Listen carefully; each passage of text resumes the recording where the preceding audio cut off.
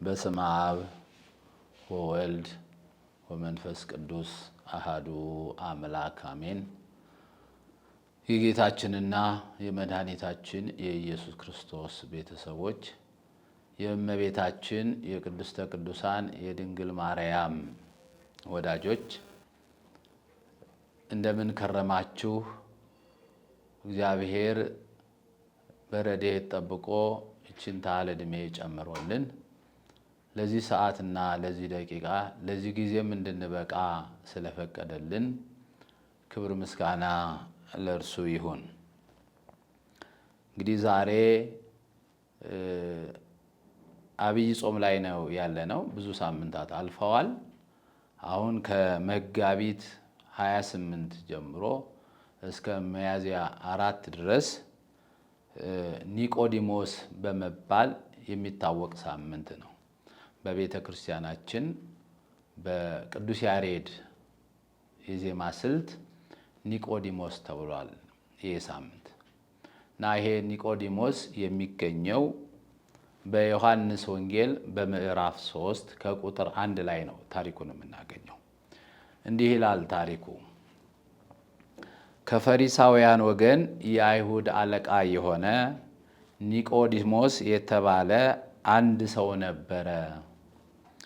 እርሱም በሌሊት ወደ ጌታችን ኢየሱስ መጥቶ እንዲህ አለው ይላል።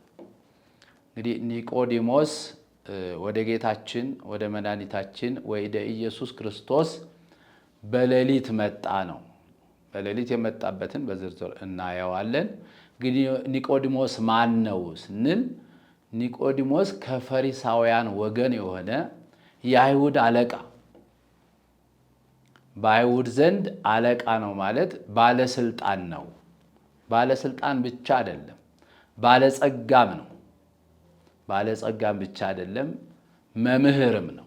ስለዚህ በፈሪሳውያን ዘንድ በአይሁድ ዘንድ ኒቆዲሞስ ብዙ ነገር ያለው፣ በስልጣንም ስልጣን ያለው፣ በሀብትም ባለጸጋ የሆነ፣ በእነሱ ዘንድ ደግሞ በምኩራባቸው ሁሉ እየተመላለሰ የአይሁድን ሕግ የሚያስተምር ሕግ አዋቂ መምህር ተብሎ የሚጠራ ሰው ነው። ስለዚህ 3 ነገሮች አሉት ማለት ነው ኒቆዲሞስ። ሀብት አለው፣ ስልጣን አለው፣ መምህርም ነው። ስለዚህ ይሄም ሁሉ የሞላለት ሲሆን ለምንድን ነው ወደ ኢየሱስ ክርስቶስ የሄደው ስንል እውነትን ፍለጋ ነው፣ መዳንን ፍለጋ ነው። ብዙዎች እናያለን። በዘመናችንም ባሳለፍነውም ዘመን ስልጣን ያላቸው ወደ እግዚአብሔር ለመምጣት ስልጣናቸው እንቅፋት ይሆንባቸዋል። ኒቆዲሞስ ግን በዘመኑ የአይሁድ ባለስልጣን ነው። ስልጣኑ ወደ ክርስቶስ ለመምጣት እንቅፋት አልሆነበትም። ብዙ ባለጸጎች አሉ። ባለጸግነታቸው ወደ እግዚአብሔር እንዳይመጡ እንቅፋት ይሆንባቸዋል። ኒቆዲሞስ ግን ባለጸጋም ቢሆን ባለስልጣንም ቢሆን ወደ ክርስቶስ ለመምጣት እንቅፋት አልሆነበትም። እንደገና መምህርም ነው። እንደገና ወደ ክርስቶስ ሄዶ ትምህርት ለመማር ነው። መምህር ነኝ እኔ፣ ከኔ በላይ የለም፣ ይበቃኛል ብሎ በትምህርቱ ተመክቶ፣ በአስተማሪነቱ ተመክቶ፣ በሊቅነቱ ተመክቶ በአይሁድ ዘንድ ሞገስ ስላለው መምህር ነው እየተባለ ስለሚጠራ ይሄ መምህርነቱ ወይም አዋቂ ነኝ ማለቱ ወይም የአይሁድ አስተማሪ መሆኑ እንቅፋት አልሆነበትም ወደ ክርስቶስ ለመምጣት። በዘመናችን ብዙዎቹ ሰዎች ስልጣን ከያዙ ስልጣናቸው ወደ እግዚአብሔር እንዳይመጡ እንቅፋት ይሆንባቸዋል። ባለጸጎችም ቢሆኑ ባለጠግነታቸው ወደ ክርስቶስ ቤት፣ ወደ ቤተ ክርስቲያን፣ ወደ ቅዳሴው፣ ወደ ማህሌቱ፣ ወደ ትምህርቱ፣ ወደ ሰርክ ጸሎት፣ ወደ ጉባኤ ለመምጣት ባለጸግነታቸው እንቅፋት ሲሆንባቸው እናያለን።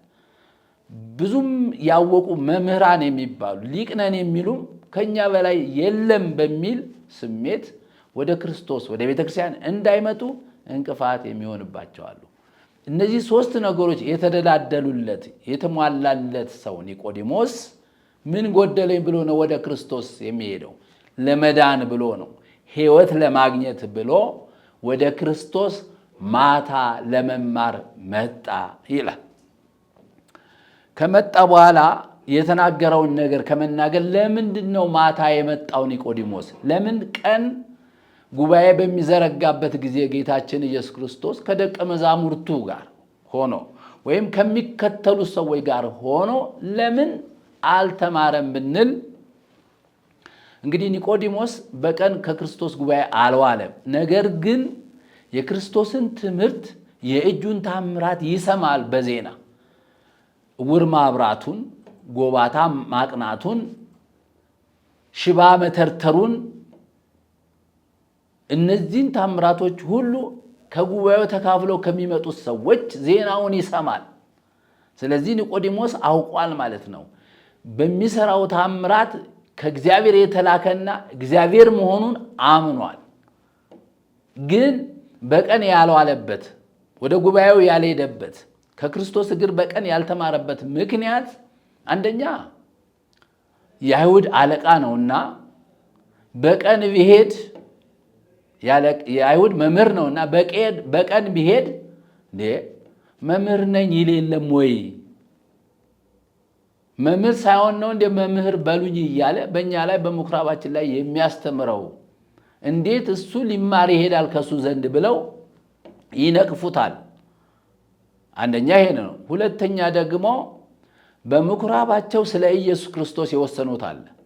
ወደ ክርስቶስ ሄዶ የሚማር የክርስቶስ ተማሪ የሆነ ከሱ ጋር ህብረት ያለው ከምኩራባችን ይሰደድ የሚል ውሳኔ ወስነዋል። ከማህበራዊ ኑሮም በቃ ከድሩ ከዕቁቡ ከሁሉም ነገር እንዲያገሉት ወደ ምኩራብም እንዳይገባ የሚል ውሳኔ ስለወሰኑ ያን እንዳይደርስበት ኒቆዲሞስ በማታ መጣ ወደ ክርስቶስ። ይሄ ብቻ አይደለም። ኒቆዲሞስ በማታ ወደ ክርስቶስ ሊማር የመጣው በሌሊት ወይም በማታ ልቡና ዙሮ አይሆንም።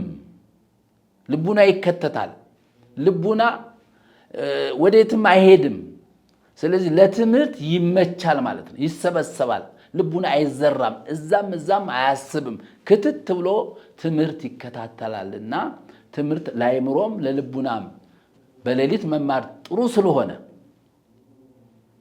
ስለሆነ በሌሊት መጣ። ለዚህ ነው ቤተ ክርስቲያናችን የክርስቶስ ስለሆነች የኒቆዲሞስ ተማሪ ስለሆነች ዛሬም ቤተ ክርስቲያናችን ቅዳሴዋን ሌሊት ታስተምራለች። ተማሪዎቿን የውዳሴ ማርያም ንባቡን በቃል ሌሊት ታስተምራለች። የውዳሴ ማርያም ዜማውን፣ ቅዳሴውን፣ ሰዓታቱ፣ ሌሎቹም የቤተ ክርስቲያን ትምህርቶች ሌሊት ይሰጣሉ። ምክንያቱም ልቡና ዙሩ እንዳይሆን እንዲሰበሰብ፣ ማድመጥ እንዲችሉ፣ ማስተዋል እንዲችሉ፣ መያዝ እንዲችሉ ልብ ተረጋግቶ ስለሚሆን። አለዛ ቀን ከሆነ ዛሬ በቀን ልቡናችን ብዙ ቦታ ያንጎዳጉዳል።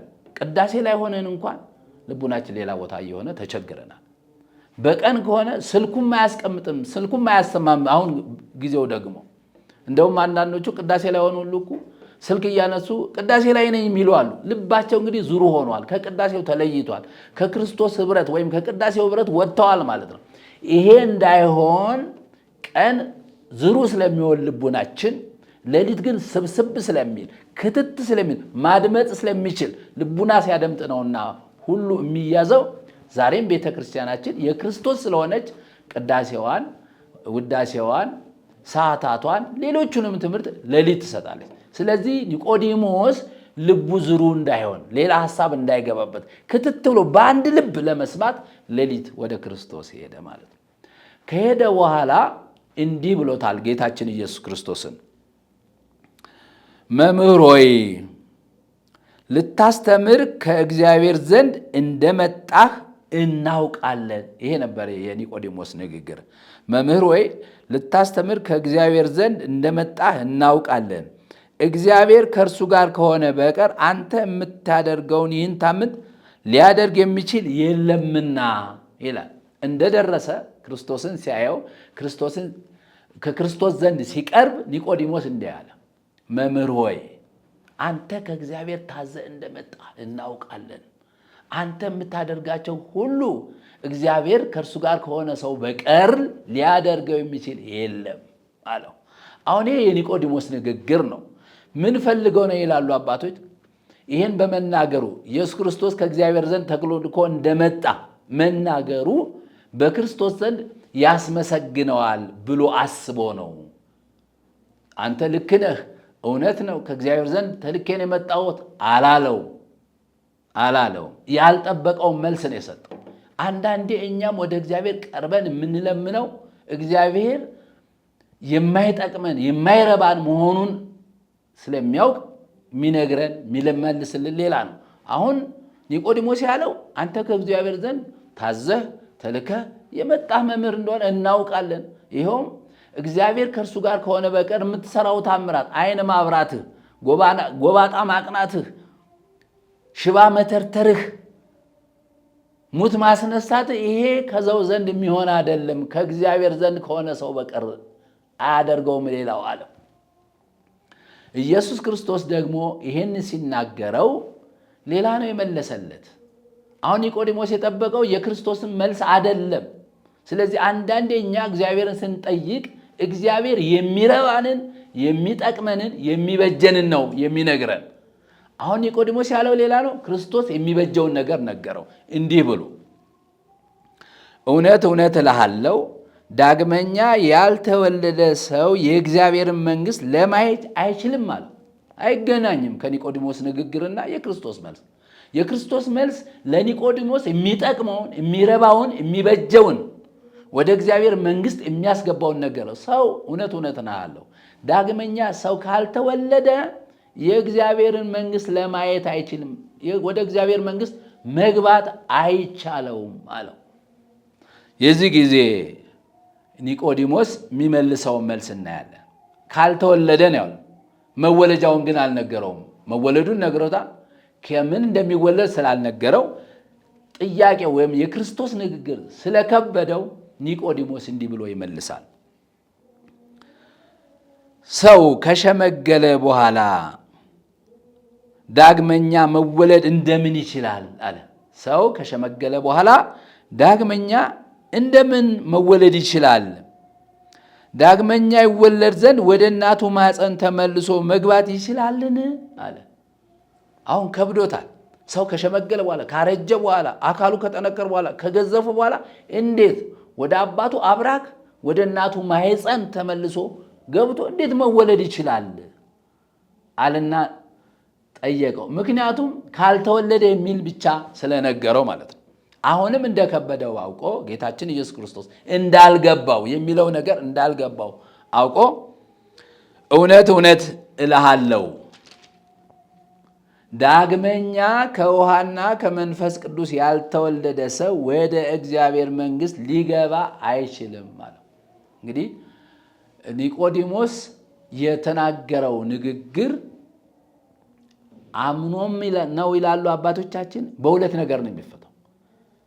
ያመነ ሰው የሚናገረውም ነው፣ ያላመነ ሰውም የሚናገረው ነው። እንዴት ቢሉ አሁን እንደ ነቢያት ክርስቶስ ከእግዚአብሔር ዘንድ ተልከን እንደመጣ እናውቃለን ሲል እንደነ ኢሳይያስ እንደነ ኤርምያስ ከልኮ የመጣ የእግዚአብሔርን መንግሥት የሚናገር ሕዝቡን ከጨለማ ወደ ብርሃን ኑ የሚል እግዚአብሔር የላከው ሰው እንደሆነ አውቃለሁ። አንድ ወደዚህ ይፈታል። ሁለተኛ ደግሞ ባህሪ ዘእም ባህሪ አካል ዘእም አካል ቀድሞ ያለ እናት ከአብ ተወልደህ እንደገና ደግሞ ወደዚህ ዓለም በነቢያት ትንቢት አናግረህ ከእመቤታችን ከቅድስት ድንግል ማርያም ከሥጋዋ ሥጋ ከነፍሷ ነፍስ ነስተህ በድንግልና ተጸንሰ በድንግልና ተወልደህ እንደመጣህ እናውቃለን አለ። አምኖ ማለት ነው። እንግዲህ ጌታችን መድኃኒታችን ኢየሱስ ክርስቶስ ከውሃና ከመንፈስ ቅዱስ ያልተወለደ ሰው ወደ እግዚአብሔር መንግሥት ሊገባ አይችልም አለው። ከውሃና ከመንፈስ ቅዱስ ማለት ከአብራ ከመንፈስ ቅዱስ ከማኅፀነ ዮርዳኖስ ካልተወለድክ መንግሥተ ሰማያት መግባት አትችልም አለው። ስለዚህ በዚህ ጊዜ ከውሃ ሲል ወልድን፣ ከመንፈስ ቅዱስ ሲል መንፈስ ቅዱስን፣ መንግሥተ እግዚአብሔር ሲል ደግሞ እግዚአብሔር አብን ብሎ ሦስቱን አካላት ሶስትነቱን ገልጦ አስተምሮታል። ስለዚህ ኒቆዲሞስ እንግዲህ የከበደውን ቃል አሁንም ደግሞ ጌታችን መድኃኒታችን ኢየሱስ ክርስቶስ ሲነግረው ከውሃና ከመንፈስ ቅዱስ ካልተወለደ የእግዚአብሔር መንግሥት መውረስ አይችልም ሲለው አሁንም ጥያቄው እንደገና መወለጃውንም ቢነግረው ከውሃና ከመንፈስ ቅዱስ ነው የምትወለደው ዳግመኛም ቢለው አልገባውም እና እንዴት ይቻላል ሲል እናየዋለን። ጌታ እንዲህ አለው፣ ከሥጋ የተወለደ ሥጋ ነው፣ ከመንፈስም የተወለደ መንፈስ ነውና፣ ስለዚህም ዳግመኛ ልትወለዱ ይገባችኋል ስላልሁ አታድንቅ። ነፋስ ወደ ወደደው ይነፍሳል፣ ድምፁንም ትሰማለህ፣ ነገር ግን ከየት እንደሚመጣ ወዴት እንደሚሄድ አታውቅም። ከመንፈስ የሚወለድ ሁሉ እንዲሁ ነው አለው። አሁን ለማስረዳት ሞከረ ጌታችን ኢየሱስ ክርስቶስ። ኒቆዲሞስ ረቆበታል፣ አልገባውም። ከውሃና ከመንፈስ ቅዱስ እንደገና ዳግመኛ መወለድ አለብህ የእግዚአብሔርን መንግሥት ለመውረስ ለማየት ሲለው አሁንም ስለከበደው ነፋስ አለው። ከወዴት እንደሚመጣ ወዴትም እንደሚሄድ አታውቅም። ነገር ግን ባህሩን ሲገጽጽ እንደገና ዛፍን ከወዲህ ወዲያ ሲያማታ ጣራ ነቅሎ ሲሄድ የሆነ ነገር ሲገነድስ ይታያል እንጂ ከየት እንደሚመጣ ወዴት እንደሚሄድ አታውቅም። ከመንፈስም የሚወለድ እንዲሁ ነው ብሎ በምሳሌ ነገረው። እንግዲህ ጌታችን መድኃኒታችን ኢየሱስ ክርስቶስ ምስጢራት የሆነውን ከቤተ ክርስቲያን ምስጢራት የምንለውን አንዱን ክፍል ለኒቆዲሞስ በማታ ያስተማረበት ጊዜ ነው ማለት ይሄ ነው በዚህ ሳምንት የሚታሰበው። ስለዚህ ቤተ ክርስቲያናችን የክርስቶስ ስለመሆኗ ከኒቆዲሞስም የተማረች ስለሆነ ዛሬ አንድ እናት ልጅ ስትወልድ ወንድ ልጅ ከወለደች 40 ቀን ሲሞላው ወደ ቤተ ክርስቲያን አምጥታ የክርስቶስን ልጅነት ታሰጣለች። ከአብራከ መንፈስ ቅዱስ ከማኅፀነ ዮርዳኖስ ይወለድና የእግዚአብሔር ልጅ ይሆናል። ሴት ልጅም ከተወለደች አሁንም ወደ እግዚአብሔር ቤት ትመጣና 80 ቀን ሲሞላት ማለት ነው ከአብራከ መንፈስ ቅዱስ ከማኅፀነ ዮርዳኖስ ልጅነትን አግኝታ ወደ ቤተ መቅደስ ትገባለች ማለት ነው። ስለዚህ በሥጋ የወለደውም አባት እዛ ጋር አለ፣ እንደገና የእግዚአብሔር ልጅ ይሆናል። እግዚአብሔር አባት ይሆነዋል ማለት ነው። ከአብራከ መንፈስ ቅዱስ ከማኅፀነ ዮርዳኖስ ሲወለድ አንድ ሰው ሕፃን ሴትም ሆነች ወንድ የእግዚአብሔር ልጅነትን ታገኛለች፣ እግዚአብሔር አባት ይሆናታል። ሌላው ደግሞ በጸሎቱ ስርዓት ላይ የክርስትና አባት ያገኛል። ያ ሕፃን ወደፊት ልጁን ሃይማኖቱን ኮትኩቼ አሳድጋለሁ ሲል አባት ይሆናል ማለት ነው። ሌላው ደግሞ እንዲሁ በኦሪት ዘሌዋውያን ላይ ምዕራፍ 12 ላይ ከቁጥር 1 ጀምሮ ስናነበው የኦሪታውያኑ ሕግ ምን ይላል? አንዲት እናት ከወለደች በኋላ ወንድ ከወለደች 40 ቀን ሲሆናት ትነጻና ወደ ቤተ መቅደስ ይወስዱታል። ሴትም ከወለደች እንዲሁ በ80 ቀኗ ትነጻለች፣ ወደ ቤተ ምኩራባቸው ይወስዳሉ ማለት ነው። ይሄን ጠቅሳ አዳምም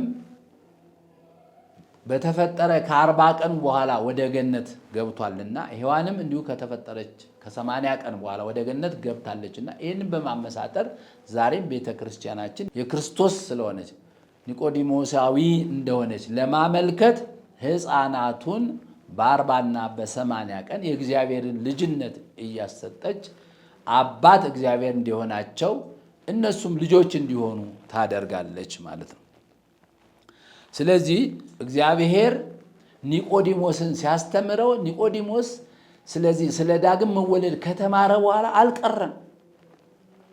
በቅዱስ ዮሐንስ ወንጌል በምዕራፍ 7 ቁጥር 45 ላይ ኒቆዲሞስ ትምህርቱን እያጸና በእግዚአብሔር እያመነ መጥቶ በፊት የአይሁድ ሸንጎ እንዳያውቁበት ባለስልጣን ሆኜ እያለ እንዴት ከክርስቶስ ትማራለህ ይሉኛል ብሎ በሰቀቀን ማታ ተምሯል። አሁን ግን ደግሞ የምናየው ምንም ባለስልጣን ቢሆን ባለሀብትም ቢሆን ምሁርም ቢሆን እንደገና በጉባኤው ሲመሰክር እናየዋለን ስለ ክርስቶስ። በዮሐንስ ወንጌል ምዕራፍ 7 ቁጥር 45 ላይ እንዲህ ይላል። ከቁጥር 45 ጀምሮ እናንተ እዩት፣ እኔ እዛ ወደ ዝቅ ብዬ አነበዋለሁ። ከእነርሱም አንዱ ቀድሞ በሌሊት ወደ ጌታችን ኢየሱስ የሄደው ኒቆዲሞስ እንዲህ አላቸው ይላል። በምኩራባቸው ታዘው ክርስቶስን ያዙት። ተብሎ ትእዛዝ ሲወጣ እንዲህ አላቸው። ኒቆዲሞስ ተከራከራቸው። ምን አላቸው? ሕጋችን አስቀድሞ ሳይሰማ ከእሱ ስህተት ሳናገኝ፣ ከአንደበቱ ስህተት ሳናገኝ፣ በስራውም ስህተት ሳናገኝ ሕጋችን አንድ ሰውን ለመያዝ ይፈቅዳልን አላቸው ይላል። በዚህ ምክንያት በዛ ሰዓት ሳይያዝ ቀርቷል ክርስቶስ። ሕጋችን አስቀድሞ ሳይሰማ ከአንደበቱ ስህተት ወይ ሕጋችንን ወይ ምኩራባችንን ሳይነቅፍ ከእሱ ከአንደበቱ ስህተት ሳንሰማ የሰራውንም ሳያውቅ በሰው ይፈርዳልን? ሕጋችን ስህተት ሳናይ ከሱ ከአንደበቱ ስህተት ሳንወጣ በሰራውም ስርዓት ስህተት ሳናገኝበት እንዴት እንይዘዋለን? ሕጋችን ይህን ይፈቅዳል ብሎ በአደባባይ ኒቆዲሞስ መስክሯል። ስለዚህ የኒቆዲሞስን ሕይወት የምናገኘው ከክርስቶስ ከተማረ በኋላ በእምነትም እያደገ ቢያውቁም ስለ ክርስቶስ የሚመጣብኝ መከራ እችላለሁ ብሎ በፊት ተሰቅቆ ነው ማታ መማር የጀመረው። አሁን ግን በአደባባይ መመስከር ጀመረ ማለት ነው ስለ ክርስቶስ። ከአንደበቱ ምን ስህተት አገኘንበት? የሚሰራው ስራ ጥሩ አይደለም ወይ? እውር ነው የሚያበራው፣ ጎባጣ ነው የሚያቀናው። መቼ ስህተት አገኘንበት? ሕጋችን ስህተት ሳታገኙበት አንድን ሰው እሰሩ፣ ያዙ፣ አንገላቱ ይላል ወይ ብሎ በዛ ሰዓት ሎሌዎቹን እንደመለሳቸው ይናገራል። ሌላው ደግሞ በዮሐንስ ወንጌል ምዕራፍ 19 ቁጥር 39 ላይ ኒቆዲሞስ ለዚህ ማዕረግ በቅቷል። ጌታችን አምላካችን መድኃኒታችን ኢየሱስ ክርስቶስ በተሰቀለ ጊዜ ነፍሱን ከቅድስት ሥጋው ከለየ በኋላ ጲላጦስ ዘንድ ቀርቦ ከአርማትያስ ዮሴፍ ጋር ሆኖ ቀድሞ በሌሊት ወደ ጌታችን ኢየሱስ ሄዶ የነበረው ኒቆዲሞስ መጣ። ቀብተውም የሚቀብሩበትን 100 ወቄት የከርቤና የሬት ቅልቅል ሽቶ አመጣ። እንደ አይሁድም አገናነዝ ሥርዓትም የጌታችን የኢየሱስን ሥጋ ወስደው በሽቱ ጋር በበፍታ ገነዙት ነው የሚለው። ስለዚህ ለዚህ የበቃው ቅዱስ ኒቆዲሞስ በጌታችን በኢየሱስ በማታ ትምህርት የገባው ስለሆነ የክርስቶስ ትምህርት ለሕይወት ስለሆነው መጀመሪያ ማመጣጡ ሁሉ እያለው ሕይወት ለማግኘት ነውና በአደባባይ መሰከረ። እንደገናም ደግሞ ጲላጦስን በድፍረት ከአርማትያስ ዮሴፍ ጋር ሆኖ የክርስቶስን ሥጋ ለምኖ አክብሮ በበፍታ ገንዞ ቀበረው ይላልና ለዚህ ማዕረግ የበቃው በማታ ተማሪ በመሆኑና የክርስቶስን ትምህርት ሰምቶ ለሕይወት ስለመጣ ከሕይወት በላይ እንደገና ክርስቶስን ገንዞ ከፍኖ በበፍታ አዘጋጅቶ ምንም ባልተቀበረበት ቦታ እንዲቀበር ያደረገ ለዚህ ማዕረግ የበቃው ኒቆዲሞስ ይህንን ትምህርት ይህን ምስጢር ከተማረ በኋላ ነው። ስለዚህ ሁላችን ቤተ ክርስቲያን የምትነግረንን ትምህርት ሁሉ ገንዘብ አድርገን ከማዕረግ ወደ ማዕረግ ከአንዱ ወደ አንዱ ወደ ክርስቶስ እየተጠጋ ልክ እንደ ኒቆዲሞስ ሥጋውን በልተን ደሙን ጠጥተን ሕይወት እንዲሆን የዘላለም ሕይወት እንድናገኝ መጠመቅ ብቻ ልጅነትን ማግኘት ብቻ መንግሥተ ሰማያት አያስገባም። መንግሥተ ሰማያት ለመግባት መወለድ ዳግመኛ ያስፈልጋል። አዎ ያስፈልጋል። እንደገና ደግሞ ተጨማሪ ምስጢር መፈጸም አለብን። ይኸውም የክርስቶስ ሥጋና ደም መብላትና መጠጣት አለብን ለመንግሥቱ ዜጎች ለመሆን። ወዳጆቼ ሁላችሁ የተጠመቃችሁ ወደ ክርስቶስ መንግሥት ለመግባት ሥጋውን ደሙን መብላት ያስፈልጋልና ሥጋውን በልተን ደሙን ጠጥተን መንግሥተ እግዚአብሔርን እንድንወርስ የአምላካችን የመድኃኒታችን የኢየሱስ ክርስቶስ መልካም ፈቃድ ይሁን። አሜን።